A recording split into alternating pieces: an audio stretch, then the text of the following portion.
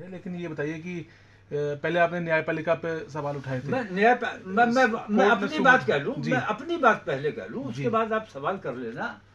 मैं ये पूछता हूं कि खाड़ी देशों में मैं क्यों भागना चाहता हूं।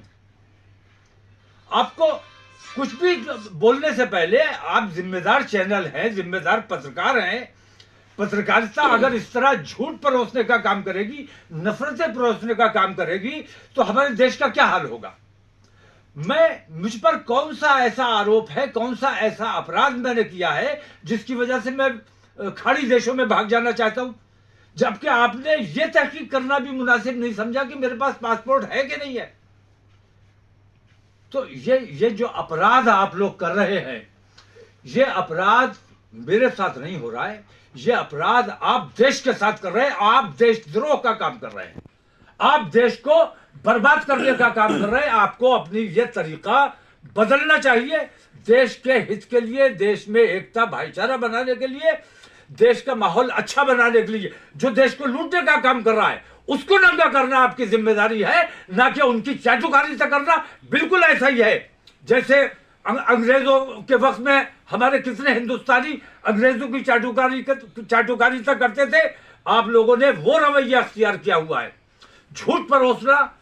इसको आपको बंद करना हो। लेकिन बाकायदा कोर्ट ने आपको दंगों का मास्टरमाइंड कहा। कोर्ट ने जो बात कही वो बात मीडिया ने दिखाई है, तो ऐसे में आप मीडिया पर तो जो आरोप लगा रहे हैं, कोर्ट के बारे में क्या कहेंगे? एक एडिशन और करूंगा इसमें। आपने कहा कि आपने चूंकि सारे वर्गों की बात की, इसलिए सरकार ने जो है ये 2010 के दंगे की फाइल खुलवा दी। तो आप मानते हैं कि कोर्ट जो है उसको प्रभावित किया है सरकार ने? मैं ये बात पहले दिन से कह रहा हूँ, शुरू से ये बात कर रहा हूँ कि मैं देश के लोकतंत्र की हिफाजत करना चाहता हूँ। हमारे मुल्क की जमहूरियत कायम रहनी चाहिए। हमारे मुल्क के संविधान को जो ये लोग बदलने की कोशिश कर रहे हैं, उस संविधान से छेड़छाड़ नहीं होनी चाहिए। मैं कह रहा हूं कि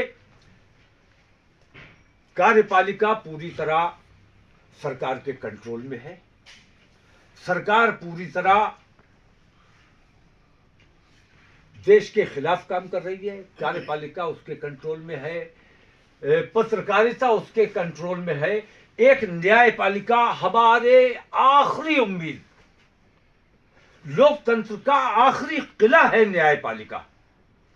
इसमें भी मैं देखता हूं कि कुछ जजेस को शौक हो गया राजनीति का। इस्तीफा देंगे, चुनाव लड़ेंगे।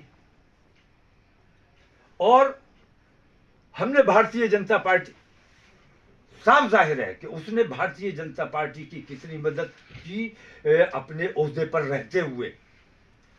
उसके बदले में वो भारतीय जनता पार्टी का टिकट चाहता है।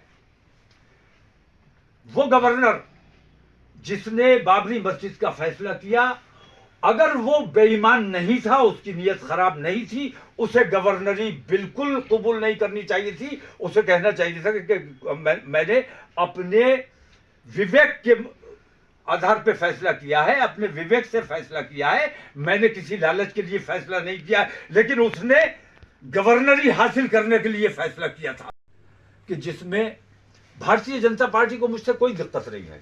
भारतीय जनता पार्टी मुझ पर मुकदमा नहीं करेगी, मुझ पर मेरे किसी काम पर रोक नहीं लगाएगी। अगर मैं सिर्फ मुसलमानों की बात करता रहूं कि मुसलमानों मुत्तहिद हो जाओ, भारतीय जनता पार्टी को हराना है, भारतीय जनता पार्टी इससे खुश होती है। लेकिन भारतीय जनता पार्टी ने जब ये देखा कि मैं सिर्फ मुसलमानों की बात नहीं कर रहा हूं, मैं उसमें SC ST की भी बात कर रहा हूं, मैं उसमें OBC की भी बात कर रहा हूं, और मुझसे तेजी से वो लोग जुड़ना शुरू हुए, मैंने उन तमाम को मुत्तहिद करके मोर्चा बनाने की कोशिश की, तो भारतीय जनता पार्टी को तकलीफ हुई। मैं यहां ये बात कहना चाहता हूं कि अगर अरविंद केजरीवाल ने कांग्रेस से समझौता न किया होता तो आज उनके जेल जाने का नंबर ना आया होता। अगर मैंने सिर्फ मुसलमानों की बात की होती और बाकी हिंदू दबे कुचले तमाम लोगों को जमा करने की कोशिश ना की होती, तो ये 2010 का मुकदमा उठा के 24 में मेरे ऊपर सम्मन जारी नहीं किया जाता। और सम्मन जारी करना एक बात है।